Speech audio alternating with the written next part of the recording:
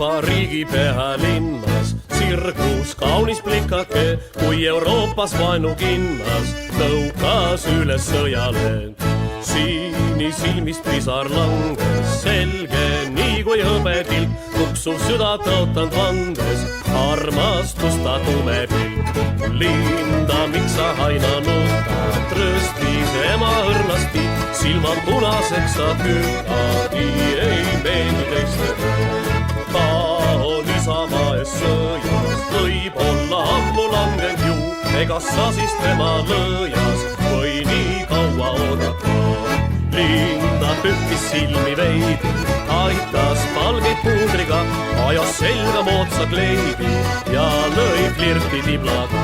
Ajas selga moodsa kleidi ja lõi flirti tiblaga, jah!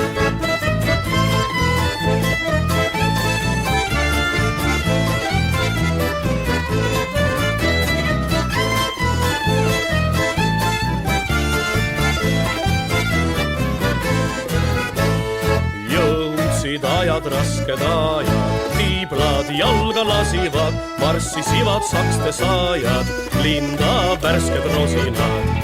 Viirus viisati siis kaama, ööd ja päevad üheskoos, ei seal aidanud enam mamma, Linda oli täies hoos. Liiginesid pööred helle, mõlki löödi sakste näod, laudest tulid Soome velle, orus kukkusivad näod.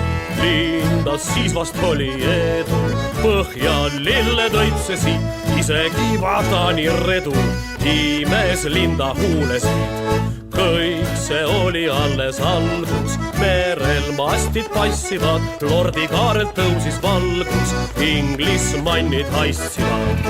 Välgusid nad püksid laia, Linda süda marus kees, mehed nii kui trossi vaia, lõhna rikkad vilkad ees. Tühjendati armupeeker, viimse võimaluseni, kuid seal ilmus äkki neeger, Linda haudust plaanisi. Kuid seal ilmus äkki neeger, Linda haudust plaanisi, jah!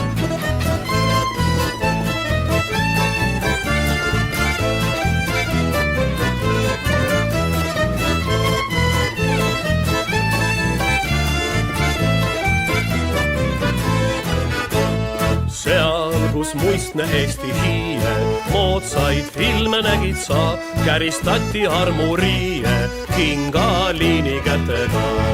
Koju jõudis Eestimaale, rahu ihkas punane, elus oli Linda kaane, aga kus on Lindake? Veenused kõik veerennis, seal ka meie Linda on, aga kodus kirjus keelis hõiskab laste Babylon. Aga kodus kirjus keelis hõiskab laste Babylon. Juhuu!